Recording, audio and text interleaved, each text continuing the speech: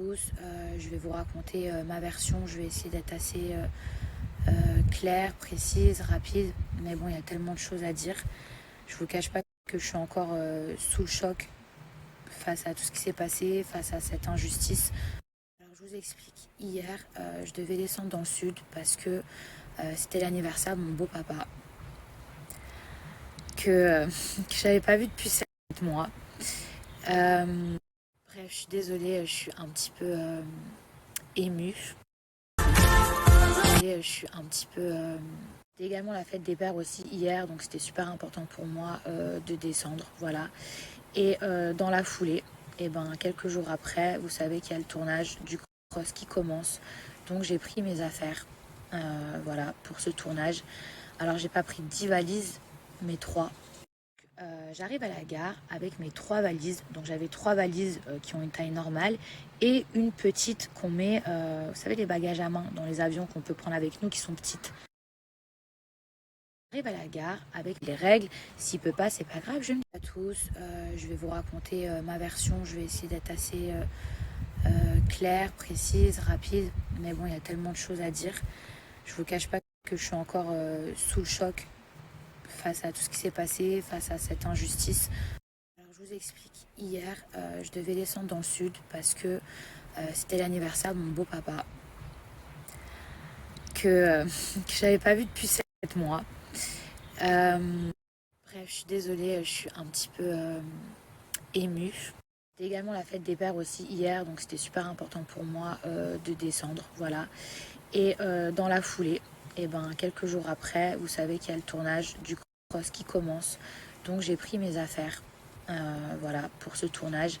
Alors j'ai pas pris 10 valises, mais 3. J'arrive à la gare avec mes 3 valises. Donc j'avais 3 valises qui ont une taille normale et une petite qu'on met, vous savez, les bagages à main dans les avions qu'on peut prendre avec nous qui sont petites. Donc j'arrive à la gare, il me reste à peu près 10 minutes avant de prendre mon train. Je suis accompagnée d'un ami à moi. Et à ce moment-là, je demande à un agent de la SNCF si mon ami peut m'accompagner jusqu'à ma voiture pour m'aider à porter mes valises. Et l'agent de la SNCF me dit que c'est pas possible. Moi, il n'y a pas de problème. Les règles, c'est les règles. S'il peut pas, c'est pas grave, je vais me débrouiller. À ce moment-là, il y a un autre agent de la SNCF qui me voit et qui me dit catégoriquement, Madame, vous avez trop de valises, vous pouvez pas prendre le train. Donc là, dans ma tête, je me dis, SNCF, qui me comment ça? Et moi, je réponds de la manière la plus gentille possible. Je lui dis, écoutez, madame, s'il faut payer un supplément pour mes bagages, juste dites-le moi, dites-moi c'est combien et genre, pas de souci. Là, la personne, donc l'agent, me répète encore plus agressivement, madame, vous ne pouvez pas monter dans le train avec vos valises. Et là, je me dis, mais je comprends pas. Donc, je fais comment? Je laisse mes valises sur le quai? Je comprends pas. En vrai, la seule chose que je veux, c'est trouver une solution. Sauf que je vois qu'elle m'en donne aucune, mis à part, madame, laissez vos valises sur le quai. Je reviens comme une furie. Solution, sauf que je vois qu'elle m'en donne aucune, mis à part, madame, laissez vos valises sur le quai. En fait, je vois que je suis face à une personne qui vraiment ne veut rien entendre. Sauf que moi, dans 5 minutes, le train, il part. Donc à ce moment-là, j'essaie de trouver une solution. Je vois qu'il y a un passager qui assiste à la scène, qui a envie de m'aider, et je vois qu'il a qu'un bagage. Donc je vais gentiment le voir, je lui dis, écoutez, est-ce que ça vous dérange pas de me prendre une valise avec vous, juste le temps de marcher? Je reviens. Qui assiste à la scène, qui a envie de m'aider, et je vois qu'il a qu'un bagage. Donc je vais gentiment le voir, je lui dis, écoutez, est-ce que ça vous dérange pas de me prendre une valise avec vous, juste le temps de marcher, etc. Parce que visiblement, j'ai le droit qu'à 2 valises.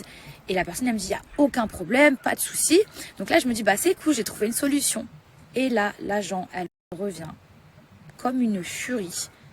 Hystérique, elle se met entre la valise que j'ai passée au passager et le passager, elle met ses mains comme ça. Et elle dit, alors là, ça va pas le faire, c'est hors de question. De là, je me dis, mais c'est pas possible, genre, je comprends pas. En fait, je comprends pas pourquoi autant de haine, pourquoi elle s'oppose au fait que je dois prendre le train. Donc elle insiste sur le fait que à bord j'ai le droit qu'à 2 valises. Or, dans le règlement de la SNCF, j'ai le droit d'avoir 3 valises et si par exemple j'en ai plus, de payer un supplément. À ce moment-là, je me dis mais genre je lui ai fait quoi? Je comprends pas, je la connais pas. À ce moment-là, je me dis mais genre je lui ai fait quoi? Je comprends pas, je la connais pas. mais elle veut pas que je monte dans le train. Sauf que moi, je dois rentrer pour l'anniversaire de mon beau-père, je dois rentrer pour le tournage, et à ce moment-là, je vois qu'il reste plus que 2 minutes. Donc en fait, je me dis, bon, elle, peut-être que... Je sais, à ce moment-là, je vous jure sur ce que j'ai de plus cher, cette personne s'est mise à me courir derrière en hurlant, en demandant aux autres à rentrer pour l'anniversaire de mon beau-père, je dois rentrer pour le tournage, et à ce moment-là, je vois qu'il reste plus que 2 minutes. Donc en fait, je me dis, bon, elle, peut-être que... Je sais pas, peut-être qu'elle s'est mal réveillée, peut-être qu'elle a eu un problème à ce moment-là dans la vie. Vous savez pas, des fois les gens, ils se comportent d'une certaine façon parce que, je sais pas, vous voyez ce que je veux dire? Je me suis dit, mais là, te prends pas la tête, c'est pas grave. Là, il te reste 2 minutes, cours, va attraper ton train et après tu régleras ça dans le train avec un agent et tu paieras un supplément si tu dois payer un supplément. À ce moment-là, je vous jure sur ce que j'ai de plus cher, cette personne s'est mise à me courir derrière en hurlant, en demandant aux autres agents de bloquer l'accès au train. À ce moment-là, en fait, j'ai plus d'autre choix. Je décide de sortir mon téléphone portable, de filmer la scène, tellement c'est invraisemblable. Je me dis, si je raconte cette histoire, il n'y a personne qui va me croire, sauf que cette personne, elle m'empêche de prendre mon train. Au moment où je sors mon téléphone, elle est venue prendre mon téléphone, l'arracher des mains. Elle a tenté d'arracher mon téléphone portable. Là, je vois que le train va partir. Qu'est-ce que je fais? Je cours dans la voiture, je monte dedans. Là, je vous jure sur ce que j'ai de plus cher au monde. D'accord, je suis dans le train, elle monte dans la même voiture que moi, elle tente d'arracher mes valises, de les extraire sur le quai. Je vais vous dire que je vous mens pas, regardez, j'ai perdu mes ongles en essayant de tirer ma valise, regardez. Apte à m'écouter et à entendre ce qui ne va pas.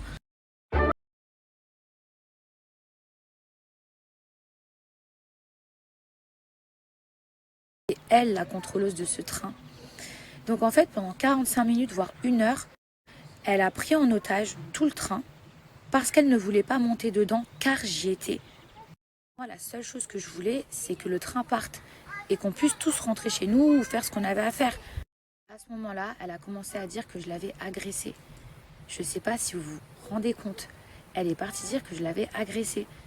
Des gens de la sécurité qui sont venus, SUGE ou quelque chose comme ça, qui ont été super gentils avec moi, hyper compréhensifs, qui m'ont expliqué que en fait, là, c'était plus le problème des valises. C'est-à-dire que maintenant, elle m'accusait de l'avoir agressée.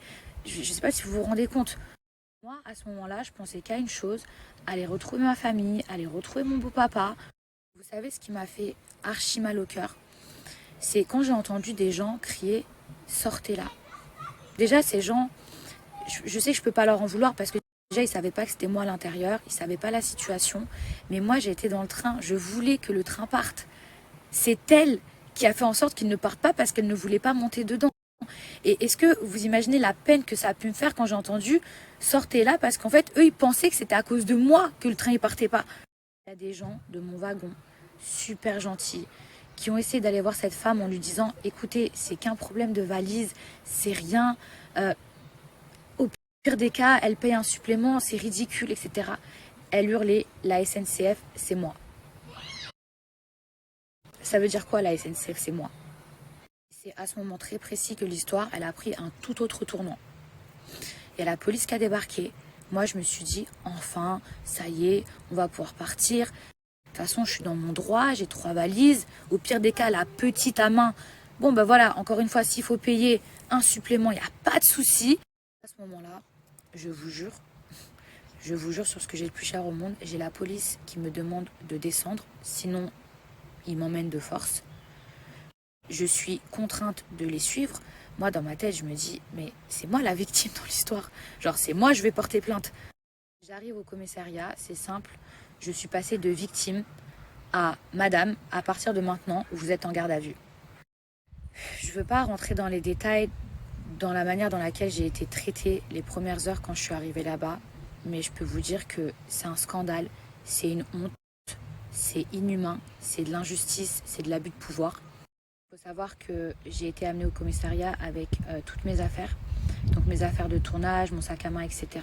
Tout a été fouillé au millimètre près.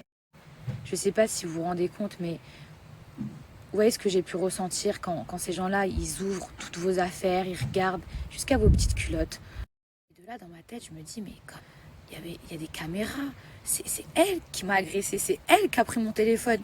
Et ça, je pensais que ça existait que dans les films, que dans les séries, que genre... qu'on met la mauvaise personne en prison ou en garde à vue et l'autre elle vit sa best life. Je me suis dit, mais c'est pas possible. Genre, là, c'est un cauchemar ce qui m'arrive. Dans tout ça, quand je suis arrivée au commissariat, si vous saviez la manière dont ils m'ont parlé, la manière dont ils m'ont traité, en fait, j'avais l'impression qu'ils avaient une haine envers moi. Vous voyez ce que je veux dire? Une haine et que c'était comme une satisfaction, de la vengeance. Je saurais même pas vous dire, vous voyez, comme de la hagra en fait. J'ai eu la chance, je vous jure, et je tiens quand même à le préciser pour pas qu'on pense qu'ils sont tous pareils. Il y a une personne qui m'a aidée dans ce commissariat qui s'appelle Anthony, que je salue, parce que je suis sûre que sans lui, de toute façon à cette heure-ci, j'aurais été encore en garde à vue pendant super longtemps. La personne qui s'est chargée de l'enquête, et cette personne-là, elle a été au top. Quand je vous dis au top, c'est qu'elle m'a traité comme un être humain. Euh, Elle a été neutre, elle a attendu d'écouter ma version. Mon avocat, Ari Halimi, pareil, si lui n'avait pas été là, bah, je suis sûre que je serais restée en garde à vue jusqu'à 10 h du matin et qu'ensuite j'aurais eu un jugement. Gali, mon agent, heureusement qu'elle était là. Mais maintenant, je vais vous dire un truc. Regardez ce que moi j'ai vécu. Regardez l'injustice. Regardez, je passe de victime à je me retrouve en garde à vue. Mais moi, j'ai eu la chance d'avoir un avocat. J'ai eu la chance de tomber sur un enquêteur comme Anthony. Mais imaginez les gens qui n'ont pas cette même chance. Réellement, mais genre réellement, je me suis rendu compte qu'il y a des gens qui peuvent aller en prison pour rien. Comme ça, comme ça. Je tiens à vous dire qu'aujourd'hui, l'affaire, elle est classée et qu'elle a été classée sans suite. J'ai vu beaucoup de choses écrites sur les réseaux sociaux. C'est vrai que au départ, les gens, ils savaient pas trop ce qui se passait. Et il y a des gens qui pensaient que genre j'avais voulu faire la Maria Carré en mode oui, il me faut un porteur, un bagagiste. J'ai dit jamais, jamais, jamais, jamais. Les gens qui me connaissent, vous savez en plus que je suis pas comme ça. Un jour, j'étais assise dans ma cellule et je me disais, c'est pas possible. C'est pas possible ce qui est en train de m'arriver. Je repensais à l'histoire, je me disais, pour des bagages en plus auxquels j'avais le droit. Je me suis dit, mais genre, c'est réel, il y a des gens vraiment, vraiment, il y a des gens, ils peuvent abuser de leur pouvoir comme ça et vous pouvez rien faire. Je me posais 1 milliard de questions. 1 milliard de questions. Je me suis dit, est-ce qu'on me fait ça parce que je suis une candidate de télé ou est-ce qu'on me fait ça parce que c'est juste de l'abus de pouvoir? Donc voilà mes petits chats, maintenant vous avez ma version de l'histoire. Faites attention à vous, je vous jure, c'est le meilleur conseil que je peux vous donner. Je vais vous laisser aussi le contact de mon avocat parce que ça pourra toujours vous servir.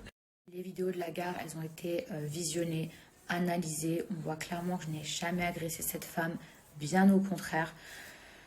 Donc voilà, maintenant vous savez toute l'histoire, toute la vérité. C'est une affaire qui a été classée sans suite.